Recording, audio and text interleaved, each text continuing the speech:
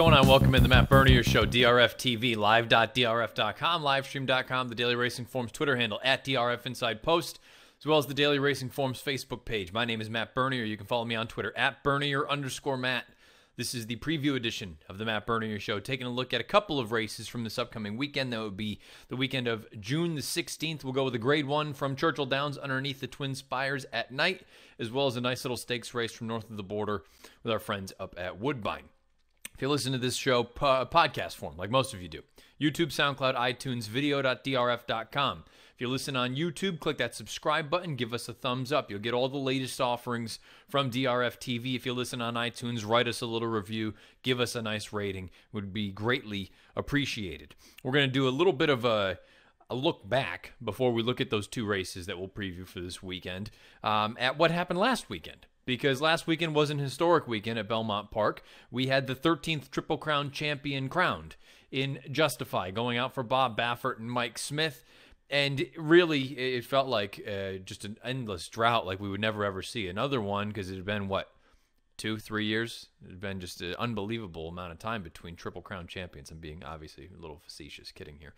But it's always an impressive feat whenever you see a horse go out and do what Justify was capable of doing, winning the Triple Crown, but also the fashion that he did it, considering he had no 2-year-old foundation. He didn't start until February of his 3-year-old year, and to go on and blitz the fields the way that he did, unbelievably impressive. And why not? Let's just go back and relive the stretch run of the 2018 Belmont Stakes. Justify wins the Triple Crown. And they're into the stretch, and Justify comes roaring home to a raucous Belmont Park with 1 furlong to run. Gronkowski and Hofberg trying to run him down. Vino Rosso is fourth, a 16th to go. Justify is still there. Justify from Gronkowski. He's just perfect, and now he's just immortal. Justify. Now, that got me looking at things immediately afterward. You see things, and I'm not even going to get into all the talk about, what we talked about in the recap edition earlier this week. You can find that over on YouTube or on iTunes or video.drf.com. But it got me thinking a little bit more as this week has gone on, comparing him to the most recent Triple Crown winner that we had prior to Justify. A horse called American Pharoh, which everyone is well aware of. And he truly did break a bit of a drought there. It had been 37 years since the last Triple Crown champion, and American Pharoh was a horse that everyone kind of had thought would be something. Baffert had always thought highly of him. He wins a Grade 1 in his second start, lifetime as a maiden. And then finally we go through all of the sort of circumstances to get to a point where he has an opportunity to put himself in rarefied air. And why not relive that? Let's go back to the 2015 Belmont Stakes. This is American Pharoh winning his Triple Crown. Into the stretch, and American Pharoh makes his run for glory as they come into the final furlong. Frosted is second with 1/8 of a mile to go. American Pharoh's got a 2-length lead. Frosted is all out at the 16th pole, and here it is. The 37-year wait is over. American Pharoh is finally the one. American Pharoh. So it got me thinking a little bit. I was just curious. The most obvious comparison or comparable piece with these two horses is who they're trained by. They're both trained by Bob Baffert. But then I was just out of curiosity. I wanted to see what the difference is, what was similar and what was different between these two horses and how they got to this point. Now, the elephant in the room is certainly the foundation, or the lack thereof, for Justify, and he was still able to go out and do what he did, as opposed to American Pharoh, who started 3 times as a 2-year-old, won a couple of Grade 1s, and sure, he got a late start as a 3-year-old, so I suppose you could look at that and say he didn't come back to the races as a 3-year-old until March.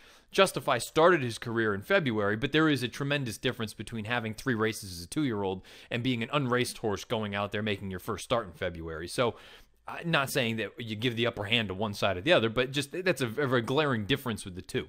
Once you get past that, there are incredible similarities between the two.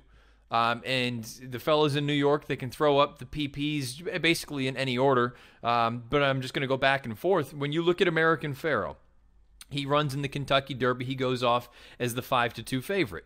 Justify goes off as the 5-2 favorite in the Kentucky Derby. They both prevail. They both get the job done. You go to the Preakness 2 weeks later. American Pharoh goes off as the 4-5 favorite that day. Justify goes off as the 2-5 favorite in the Preakness. They both get the job done. They both go to Belmont Park with a Triple Crown on the line. American Pharoh goes off as the 3-5 favorite in the Belmont. Justify goes off as the 4-5 favorite. So remarkably similar odds sort of betting situations with these two horses. They were tepid favorites in the Kentucky Derby. They were heavy favorites in the Preakness, and they were heavy favorites in the Belmont. And obviously they got it all done. 2 of the 3 classic victories for both of these horses. 2 of the 3 for Pharoh, 2 of the 3 for Justify came in gate-to-wire fashion. American Pharoh won the Kentucky Derby, sitting just off of the pace, about 2 lengths off of it at one of the calls. Justify was pushing hot fractions throughout, so he was a little bit closer, but you can't go out there and say that he went gate-to-wire in that race either. So each of them win 2 of the 3 legs of the Triple Crown in gate-to-wire fashion, and we have talked about it quite frequently with Belmont.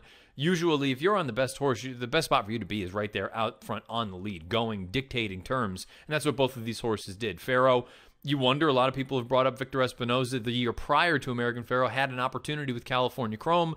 He misses the break, he stumbles, he gets stepped on, unfortunately, and he doesn't make the front, and who knows what happens if he would have. I think he learned from that. You get Pharoh out of there, boom, push him to the front. He was a little bit slow out of the gate as well, but you push him, make sure you make the top. And then Mike Smith did the same thing with Justify. Go right to the front and say, come and catch me.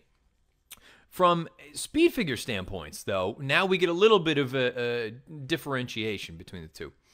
You look at what Justify did. Justify's 3 races. The Kentucky Derby here into 103, the Preakness here into 97, and the Belmont here into 101 Beyer speed figure.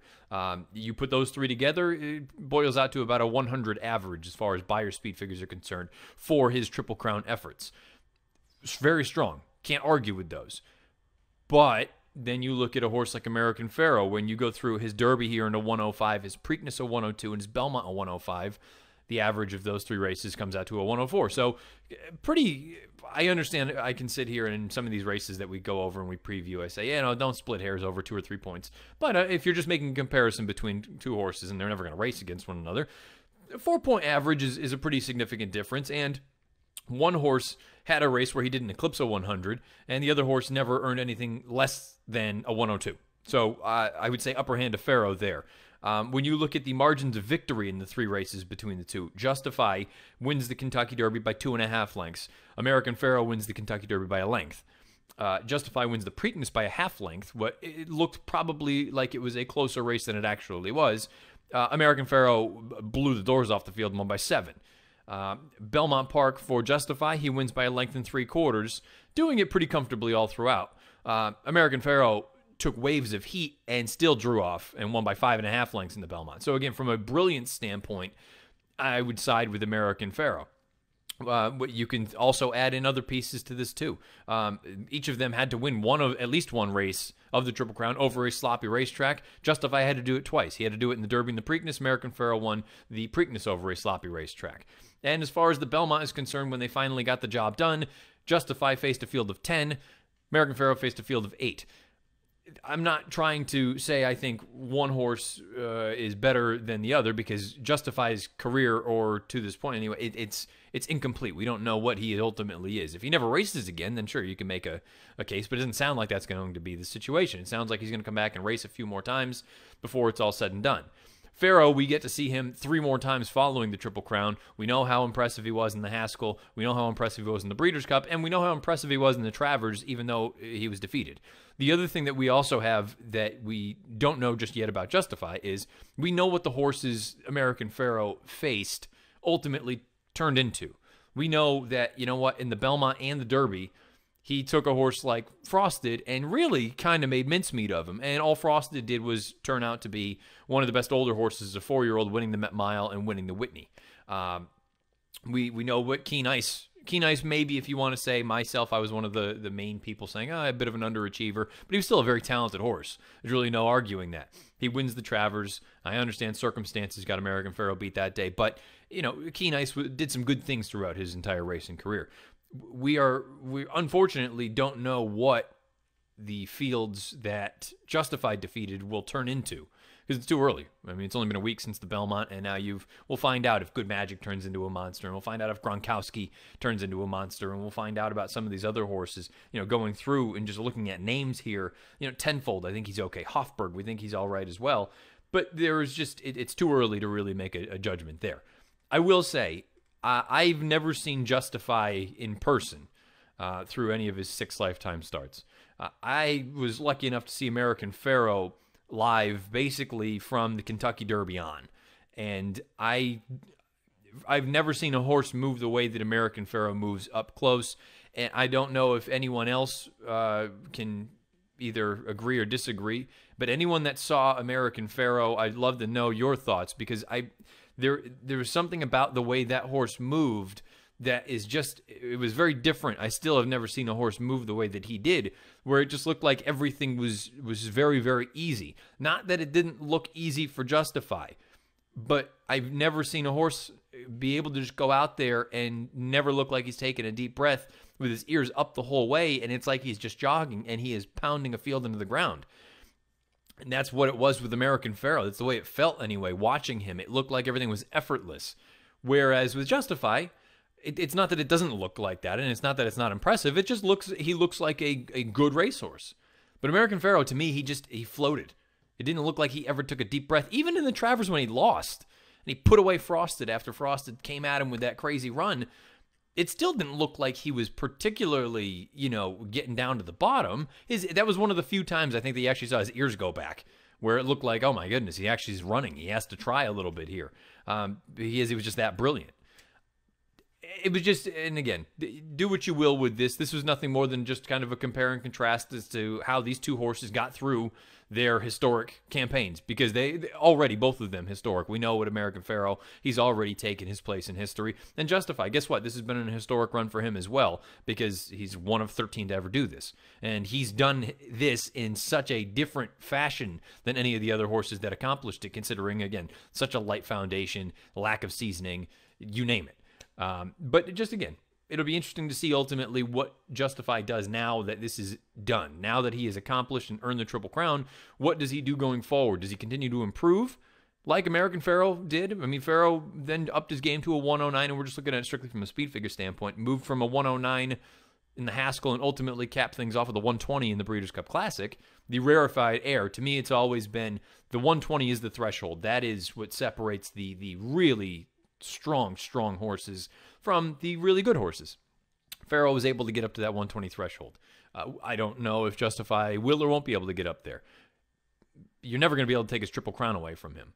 But I just thought this was an interesting little exercise to take a look and see how each one of these horses got to where they are, and hopefully we'll see if something similar as far as the campaign is concerned for Justify happens, same that we saw with Pharoh. 3 races and then off to the breeding shed. But last weekend was a special weekend at Belmont Park. Anybody that was there, remember that for the rest of your life, and all of us as racing fans, remember it for the rest of our lives, because you know what? It's no guarantee. I know we've had 2 and 4 years, but remember there was a time when people were saying that the Triple Crown was too difficult to accomplish? We can put that to bed for a little bit for now. For a few years, anyway. We'll find out if there's going to be another sort of stretch of Triple Crown champions that just come one after the other, or if it's going to take another 40 years like we had earlier. So it is what it is. These two horses, both special in their own right, both trained by Bob Baffert, and hopefully we can see Justify a few more times before it's all said and done. Let's get into some handicapping for this weekend. Let's start off with the Grade 1, under the lights at Churchill Downs, the Grade 1 Stephen Foster. Field for the Grade 1 Stephen Foster handicap at Churchill Downs Saturday night underneath the Twin Spires. It's a late one. Scheduled post is 9:39 Eastern. Let's take a look at the field. It's a salty group of older horses assembled. 9 of them are going to go post, where the number 1 is Honorable Duty for Brendan Walsh. Most recently came back and won an optional claiming event. He just beat inferior company. Did it the right way, though. I understand he set soft fractions early on, but I like the way that he drew off. I think he's a likable horse. Don't think he's a likely win candidate in here, but I think he's got a puncher's chance. I made him 6-1. The 2 is everyone's favorite, Patch. Now, if Patch had a different name, and I think this goes both ways, if Patch had a different name, you would just look at him for what he is on paper, where he's a little bit light, but he's on an upward trajectory. But because his name is Patch, I think people are going to look at it and say he's a bum. which I don't think is the case. I really never thought he was that bad. I think Patch is an okay little horse, and I think this additional distance might be okay for him. I made him 9-1. He is far from the likeliest of win contenders, but I wouldn't be stunned at all if he moved forward here in his second start off the bench for Pletcher. The number 3 is Hawakam, going out for Wesley Hawley. This is an honest racehorse. You see he's 9 times out of 42 victories, 16 times second or third. He's an easy one to like. It's hard to knock a horse like Hawakam, who just shows up and runs his race more often than not. I think he might be up against it a little bit, and you see he's 1 for 9 at Churchill Downs with some minor awards. I'd use him underneath, made him 9-1. Number 4 is Uncle Mojo, another Pletcher entrant, won last time out at Pimlico on the sloppy sealed surface by 12 3/4 lengths in the Johnny V. Find it interesting that Velasquez lands here as opposed to Patch because he had ridden both of them. I made Uncle Mojo 16-1. He's going to need to prove that he can handle the hiking class against better horses. The 5 is Matru. This is a horse who was most recently an impressive winner of the Hanshin Cup out at Arlington Park. My concern here is distance. I don't know that additional distance in 2 turns is really what this horse is going to want. I think he's better suited for 1 turn, even shorter than that mile distance, maybe 7/8 of a mile. But 2 turns, I don't love that for him. Made him 32-1. The 6 is the horse they're all going to have to beat. Is Backyard Heaven, going out for Chad and Irad Ortiz Jr., a very impressive winner of the Ali Sheba most recently with a 105 buyer. 2 starts back, won a 1-turn race up at Aqueduct with a 108 buyer. This horse is the horse to beat. There is no question about it. But there is one little thing that is nagging at me, and I'm going to be very curious to see what happens on Saturday night. I absolutely hated that he popped to his left lead at the very end of that race. That was at 1 1/16. This is a horse that has had major physical issues throughout his career. I'm going to be very, very curious to see what we get out of him on Saturday because I'm not convinced that the distance is going to be best for him. I think he might be better going shorter. Chad had him run 3 1-turn miles to start his career before they chose to stretch him out to 2 turns. And does the physical sort of thing, even if he gets through this, he's probably going to have to work the hardest he's ever had to work in his life. I'm a little bit concerned about him. He's the horse to beat. There's no question about it. I'm not picking him. I think you have to use him in everything. But I made him 3-1. I'm going to take a little shot against him just because, again, I didn't love that he went back to his left lead there late in that run in the Ali Sheba. The number 7 is Looking at Lee. Looking at Lee won his most recent race in very, very odd fashion because all of a sudden he was out there on the lead. It's a horse that usually comes from way out of it. I would imagine they revert back to those sort of off-the-pace tactics to try to get a piece in here. Don't like his chances, 32-1. The 8 is Irish War Cry. In many ways, Irish War Cry is the key to this race because if the good Irish War Cry shows up, he can make Backyard Heaven work. If the bad Irish War Cry shows up, he's not going to hit the board. You see 7 of 12 lifetime in the exacta, 5 of 12 lifetime overall. I thought his Pimlico special was tremendous. We'll find out which version of Irish War Cry we get on Saturday. I made him 4-1. And the number 9 is Pavel.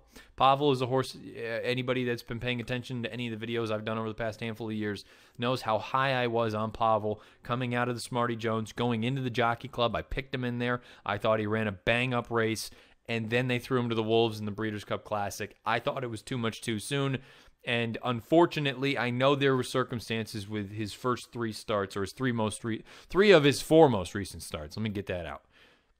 The Malibu 7/8 probably didn't want. Miserable trip in the San Pasquale, and finished a good 4th on a speed-friendly track at Dubai. But the Gold Cup I didn't think was a good effort. And I'm starting to wonder if this horse just did not take that step forward. And perhaps those 2 giant efforts as a 3-year-old, particularly the one against the older horses in the Jockey Club, maybe that was too much, and then you run him in the Breeders' Cup and he got his brains bashed in. I made him 9-1. I don't like him in here. If he wins, I'll lose. That gets us to the pick and the play for the Grade 1 Stephen Foster. My pick, I'm going to go with Irish War Cry. And before I give you the reasons, let's go back and show you what he's capable of doing on his best day. This is the stretch run of this year's Pimlico Special. Side. Rated R Superstar is well back and wide. Into the stretch, Irish War Cry. Jose Ortiz going to the whip. A 4-length lead. One-liner chasing. Untrapped is run 3rd to the outside. And Discreet Lover is moved to 4th. Irish War Cry with a 16th left to go. Irish War Cry poured on the speed today in the Pimlico Special. Irish War Cry to win by 5. Photos. Now, you got to hear me out. You can go back to the recap edition that we did after Preakness Week, and you can hear me speak about what I think about Irish War Cry. There is no coincidence to me that his best races have come going 2 turns when he is forwardly placed. Up there, if not outright on, pushing the lead. That has to be the case here, because if he's a length or two off of it, I think he's in deep water. I just don't think he's the same horse when he's running in that situation. So if I'm Jose Ortiz, I think you have to be aggressive out of the gate. You got to push this horse and get him into forward position. Now, perhaps Uncle Mojo, I believe the Time Form US Pace Projector has Uncle Mojo on the lead. Maybe that's the case. But you know what? Even if he makes the front, I need Irish Warcry parked within a half length, pushing him throughout, because I don't think this is a horse that is as effective sitting off of the pace as he is when he's up there on it. When he's up there on it, you can go through his PPs, his best races, the Pimlico Special on the lead. Let's see, where else am I? The Belmont Stakes outright on the lead. Got caught late, just tired with the distance. The Wood Memorial, pushing the pace throughout. He gets the job done. And the Holy Bull, he's outright on the lead. This horse has to be forwardly placed, has to be aggressively ridden. If I'm Jose Ortiz, break and go. Take the race to everybody else. Say, you've got to... I know what I've got underneath me. You got to prove that you can run with me, because I think I can put you away. I'm going to go with Irish Warcry in here. I realize he has not strung together consecutive good races in quite some time, but I think maybe this is sort of the light bulb going on. Gotta be aggressively ridden. If he's not, I think he's in trouble. The play for me in this spot is going to be a $5 trifecta, because I think Backyard Heaven is strictly the horse to beat. That's not breaking any news. So I want to use those two horses, and I really think it could be as simple as an 8-6 or a 6-8 exacta, but I want to take it a step further, because I don't think that's going to pay a heck of a lot. There's going to be two of the favorites in here. So I'm going to go $5 try, 6-8 with 6-8, with the 1 and the 2 underneath. Honorable Duty and Patch.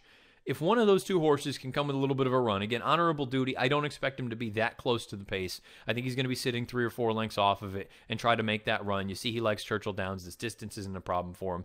And the same thing for Patch. Patch is going to come from farther out of it. And if he just takes a slight step forward from that allowance win that he had most recently, I think he's got a big chance in here to get a piece. I don't think he can win, but I think he can run underneath. I suppose I could have stretched this to use the number 3 Hawakam as well. Maybe I'll regret that, but that would be something that I would suggest anybody that wants to play this race consider anyway, because Hawakam is certainly an underneath candidate. But this is the play that I'll put out there. $5 try, 6-8 with 6-8 with 1-2. It's a $20 bet. But the pick for me in the Grade 1 Stephen Foster is the number 8 Irish Warcry. We'll button things up here. A little bit of a light week as far as stakes action is concerned for this program anyway. We'll button things up with the Steady Growth Stakes. Little restricted stakes race up at Woodbine on Saturday afternoon. Let's take a look at the field. You've got a nice field signed on. There's one horse that is going to take the lion's share of the money in this spot, though, and that's going to be the number 9, Mr. Haverkamp. But we'll take him right in post position order. The 1 is King Sport. I made him 9-2. This is a horse that on his best day can certainly get the job done in a race like this. 14 times in the exacta from 24 lifetime starts. I like that there's a little bit of versatility. The comeback effort, I suppose it could look a little bit on the weak side, a little bit disappointing, but keep in mind, Timeform US had those fractions early on, color-coded blue. Him coming from off of it, he was way up against it. You see, Are You Kidding Me was in there, Melmich was in there. I think he was facing the best of the best that are up there. So I feel like King Sport is probably sitting on his best effort. Whether it's good enough or not, we'll find out. He has run well in a number of stakes races in the past. I made him 9-2. The 2 is Drumcliff. From a speed figure standpoint, I think this horse is a little bit slow. Also, the running style I don't think is particularly strong. Made him 24-1. The number 3 is Keen Gizmo for Josie Carroll. Luis Contreras has the mount. The comeback effort, I'm drawing a line through it. It was turf. This horse is much better on synthetic. I feel like it was nothing more than means to an end, considering that was the first start since September of last year, just shaking the rust off. We wheel back here in about 2 weeks. I think you're going to get a good effort from this horse. Happened to be the winner of this race last year in 2017. I'm a little bit curious to know how they're going to play this horse, because won this race at 3-1 last year, then took on much better company in Seagram Cup and was a big number in there, 17-1. But the comeback effort on turf, this horse was 12-1. So I think you're going to get a decent price on this horse, whether you like him or not. I made him 9-1. Wouldn't be surprised if you could get a piece in here. The number 4 is Badgeros Boy. Apologize to the connections if I got that one wrong. I have to just be honest, and I look at this horse and I say, too slow to really be competitive. Got handled pretty easily. Each of the past 2 times he's gone out in 40 claimers, 1 on the turf, 1 on the synth. Maybe this distance is a little bit better for him, but it's been a long time since we've seen good form from this horse. I'm going to pass on him at 49-1. The 5, Where's the Widget, made this horse 24-1. Figures to be forwardly placed. Has a little bit of early speed. Likes the synthetic up at Woodbine. No question about that. And I suppose, again, another one that you could make the argument is a little bit dirtied up on paper. Happened to be the favorite in this race last year. Bet down to odds of 7-5. I think you can see all those turf races. This horse, I think, is much better suited for the synth. But again, the question becomes, what kind of form are we in right now? You're going to be forwardly placed. Hasn't been a bad spot to be on the synth up at Woodbine. But again, for me, nothing more than a pace presence, 24-1. The 6 is Roxy's Vision, made this horse 32-1. 2 starts back, and that's Sir Barton.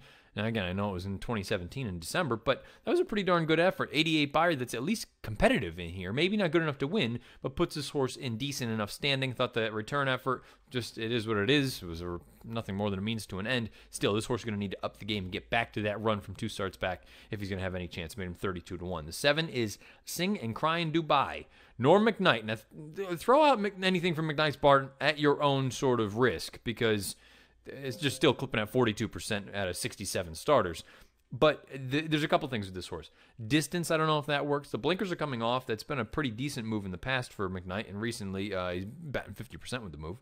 But from a speed figure standpoint, is too slow, and I don't know about the distance. Perhaps this is what this horse wanted all along, and if you stretch him out, maybe he sits just off of that other speed horse drawn door into the inside, the number 5. Where's the widget?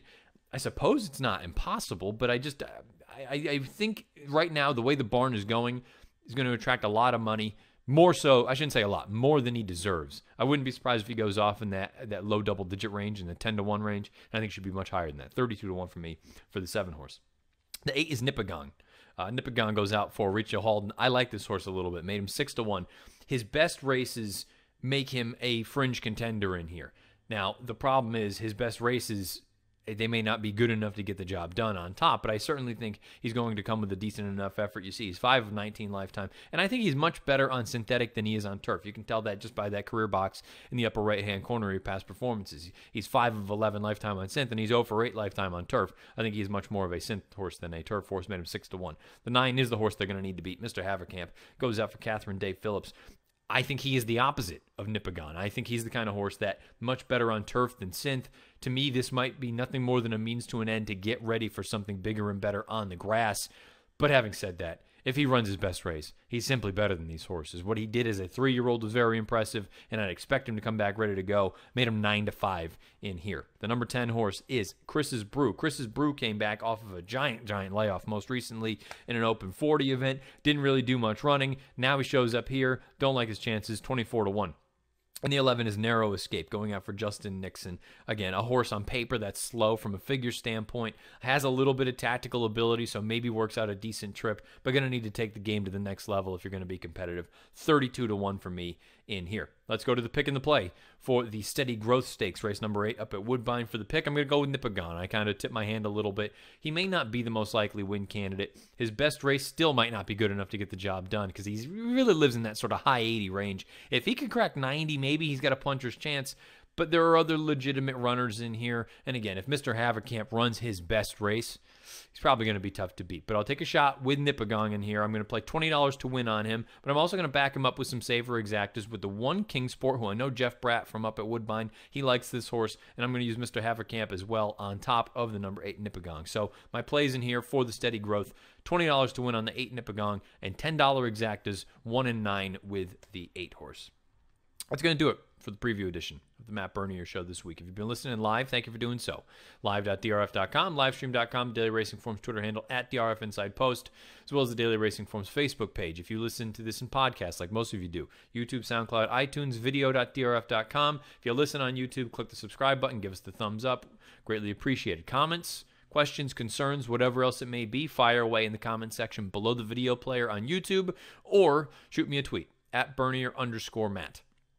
Best of luck however you play, wherever you play, whatever you play this weekend. If you've been listening live, you've already heard the DRF Players podcast with Peter Thomas Fornatale and Jonathan Kinchin. And as we always do, we'll get you ready with the latest edition of Out of the Gate, getting you ready for a bunch of graded stakes racing from this upcoming weekend. So best of luck. We'll talk again soon. The recap edition of the Matt Bernier Show will be ready to go on Tuesday. Good luck this weekend.